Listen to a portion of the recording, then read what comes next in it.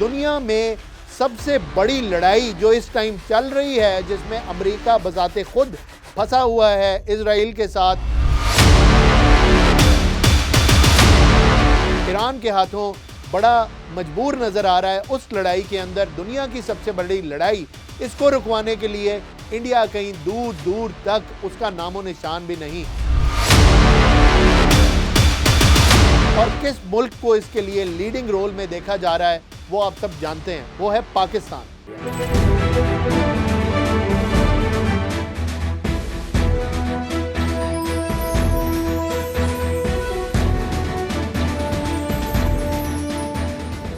बिस्मिल्लाहिर्रहमानिर्रहीम। मैं हूं चौधरी मोहम्मद फराज। आप देख रहे हैं फैक्ट फोर्स ग्लोबल का एक और एपिसोड। नाज़रीन, कल मैंने आपसे बात की पाकिस्तान की पोजीशन ऑफ प्रोमिनेंस के हवाले से और इंडिया के अंदर जो इस पर डिबेट शुरू हुई उसके हवाले से। आज का भी टॉपिक यही है।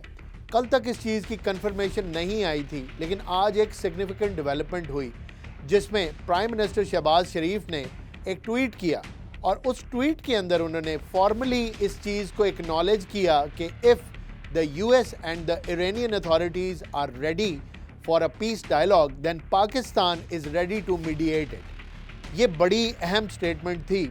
इसके ऊपर इनसाइडर्स ने कुछ बात की कि ये पीस की रिक्वेस्ट यूएसए की तरफ से आई है। इसके ऊपर क्वेश्चन हुआ कि ये कैसे एज्यूम किया जाए कि ये पीस की request United states of America की तरफ से आई है और as per president Donald Trump ये ईरान की तरफ से नहीं आई, क्योंकि उन्होंने जब इस चीज़ को डिक्लेयर किया तो उन्होंने कहा कि ये रिक्वेस्ट ईरान की तरफ से आई है। तो इनसाइडर्स ने ये बताया कि क्लियर इंडिकेशन थी कि जब प्राइम मिनिस्टर शहबाज शरीफ ने ये ट्वीट की तो इसको रीट्वीट किया सदर डोनाल्ड ट्रंप ने अपने ट्रूथ सोशल के ऊपर, जिससे ये पता चलता है कि ये रिक्वेस्ट ईरान की तरफ से नहीं आई बल्कि यूएसए की तरफ से आई है। ये बड़ी सिग्निफिकेंट डेवलपमेंट है दो हवालों से। पहले, पाकिस्तान का रोल क्या फिक्टिशियस था या ये एक रूमर थी जो कि गलत साबित हो गया? ऐसा कुछ नहीं था।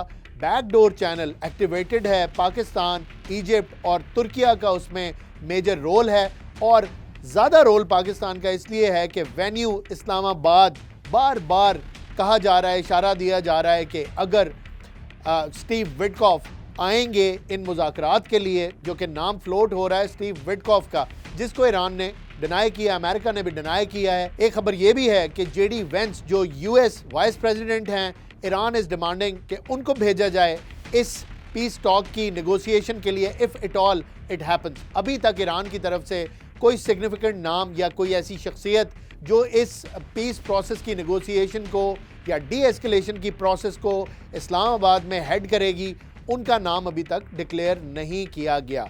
कुछ नाम सामने आए लेकिन उन पर कमेंट करना इसलिए मुनासिब नहीं होगा कि अभी ईरान की तरफ से वो नाम फाइनलाइज नहीं हुए, ना ही अमेरिका की तरफ से हुए हैं, लेकिन जो रूमर्स थी मैंने आपके आगे रख दी, या जो स्पेकुलेशन थी वो आपके साथ मैंने शेयर कर ली। दूसरा हवाला इसका ये है कि पाकिस्तान, एक तो पाकिस्तान की प्रोमिनेंस का जिक्र मैंने कर दिया, दूसरी बात यह है कि अमेरिका इस जंग के अंदर आ तो गया लेकिन मिसकैलकुलेशन साबित हो गई। अब अमेरिका इस जंग में से निकलना चाह रहा है। ये स्टेटमेंट देना सदर डोनाल्ड ट्रंप की तरफ से कि 15 पॉइंट एजेंडा है, उस 15 पॉइंट एजेंडे के अंदर सबसे बड़ा एजेंडा या पहला पॉइंट ये है कि ईरान के पास न्यूक्लियर कैपेबिलिटी वेपनाइजेशन के ज़ुमरे में, यानी न्यूक्लियर वेपन्स ईरान नहीं रख सकता, इसके ऊपर कोई कॉम्प्रोमाइज़ नहीं होगा।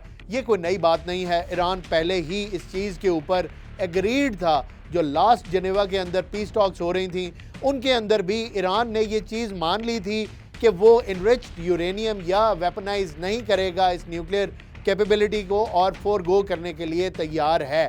लेकिन जो सुप्रीम लीडर ये फ्लेक्सिबिलिटी दिखा रहे थे, अमेरिका और इजराइल ने उन्हीं को शहीद कर दिया। और फिर ये बात मंजर आम पे आई ईरान की तरफ से कि जिस इंसान ने अमन की बात करनी थी उस इंसान को तो आपने शहीद कर दिया। और फिर ईरान ने एक सख्त स्टांस लिया और शिद्दत आई जंग के अंदर, और हमने देखा कि यूएसए की तरफ से पहले यूरोपियन कंट्रीज़ को आगे लाने की कोशिश की गई, नाकाम हुई। कल मैंने बताया था फिर पाकिस्तान को चूज़ क्यों किया गया। इसके अलावा आज जिस मौजू पे मैं बात करूंगा वो इंडियन रोल है। प्राइम मिनिस्टर मोदी ने पिछले 10 साल में अपनी कौम को एक कॉन्सेप्ट दिया कि हम पाकिस्तान को आइसोलेट कर देंगे, इंटरनेशनल कम्युनिटी उसके साथ नहीं खड़ी होगी, और ये नैरेटिव प्राइम मिनिस्टर मोदी अपने पूरे जोर के साथ प्रमोट करते नजर आए। उन्होंने अपने आप को खुद से विश्व गुरु डिक्लेयर किया, यानी ग्लोबल पीस मेकर के तौर पे इंडिया का रोल प्रमोट किया अपनी पब्लिक के आगे भी और पूरी दुनिया के आगे भी, जो कि एक बहुत बड़ी स्टेटमेंट थी। पूरी दुनिया की नज़रों में भारत आ गया और भारत का जाहिर है एक बड़ी कंट्री है और रीजन के अंदर चाइना के बाद भारत को इग्नोर नहीं किया जा सकता। हम ये भी जानते हैं कि रशिया, इवन चाइना, यूएसए, सबका ही एक इंडिपेंडेंट ताल्लुक भारत के साथ था। इसको डिनाई करना एक बेवकूफ़ी होगी। ये जियोपॉलिटिक्स इस इलाके की, इसको कोई डिनाई नहीं कर सकता। चाइना के साथ इंडिया की ट्रेड, अमेरिका की इंडिया के साथ ट्रेड और जो रशिया है उसके इकोनॉमिक और मिलिट्री दोनों ही इंटरेस्ट और कोलैबोरेशन इंडिया के साथ एक फैक्ट है जिसको हम डिनाई नहीं करते।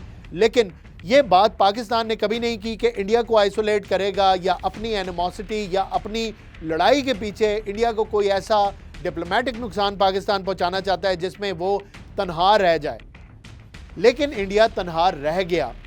लेकिन वो विश्व गुरु जो अपने आप को प्रमोट कर रहा था कि मैं बहुत बड़ी चीज़ हूँ ग्लोबल पीस के लिए, मेरे ऊपर रिलाय किया जाना चाहिए।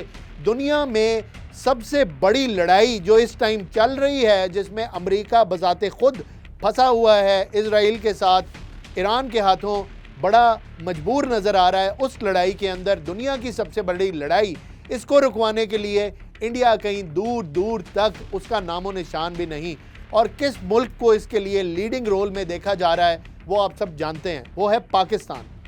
तो पाकिस्तान को आइसोलेट करने की जितनी भी कोशिशें थीं, अपने आप को विश्व गुरु प्रमोट करने की जितनी भी कोशिशें थीं, सब की सब नाकाम हो गई। इंडिया इस टाइम पे उन दो मुल्कों के साथ तन्हा खड़ा है, जो दो मुल्क इजराइल और यूएसए एक तरफ हैं, जंग रुकवाने के लिए डेस्परेटली कोशिशें कर रहे हैं। पाकिस्तान की तरफ देख रहे हैं, मिस्र की तरफ देख रहे हैं, तुर्किया की तरफ देख रहे हैं। पूरी की पूरी बैकडोर डिप्लोमेसी पाकिस्तान ने अमेरिका की रिक्वेस्ट के ऊपर की।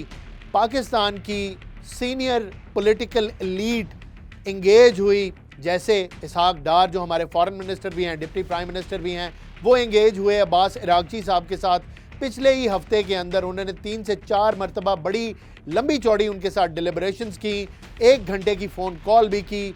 इसके अलावा सदर मसूद पज़ेश्कियान के साथ प्राइम मिनिस्टर शहबाज शरीफ मुसलसल राब्ते में हैं, 2 या 3 दफ़ा उन्होंने राब्ता किया। इसके अलावा जो हमारे फील्ड मार्शल हैं जनरल आसिम मुनीर, वो सदर डोनाल्ड ट्रंप के साथ और स्टीव विटकॉफ के साथ बाकायदा राब्ते में रहे। So the scenario is that Pakistani military elite and political elite engaged itself on one side with Iran, on the other side with the US elite। इसके बाद हफ्तों की कोशिशों के बाद ये नतीजा निकला कि पाकिस्तान के अंदर मुमकिना तौर पे ये डायलॉग हो सकता है। आई एम नॉट सेइंग कि ये हो जाएगा, because the chess board is so complex and the stakes are so high कि ये इस डायलॉग का होना, अगर आप मेरी पर्सनल ओपिनियन लें तो मुझे नहीं लगता कि ये बहुत आसान होगा, क्योंकि ईरान बैक डाउन नहीं कर रहा, पोजीशन ऑफ प्रोमिनेंस पे है और ईरान की प्रोमिनेंस और उसकी सुपीरियॉरिटी जंग में मानना यूएसए की और इजराइल की मौत है। अगर वो ये कर लेंगे तो ना तो यूएस का एक स्टैचर सुपर पावर के तौर पे एग्जिस्ट कर सकेगा, वो वीक हो जाएंगे, वीक समझे जाएंगे, अभी भी समझे जा रहे हैं। और इजराइल इस पूरे इलाके के अंदर, मिडिल ईस्ट के अंदर जिस तरह की ताकत, जिस तरह का एक इनविंसिबल मुल्क समझा जाता था, एक aura of invincibility, iron dome, impenetrable किस्म का जो उसका एक इमेज था, वो ख़त्म हो जाएगा और उसको एक वीकर स्टेट के तौर पे देखा जाएगा। क्योंकि अगर यूएसए इजराइल के साथ इस जंग में खड़ा ना हो तो अकेला ईरान पूरे के पूरे मिडिल ईस्ट और इजराइल के लिए मिलिटरीली काफ़ी है, ये ईरान ने साबित कर दिया। नाज़रीन, ये था पहला part. Stay tuned for the second part.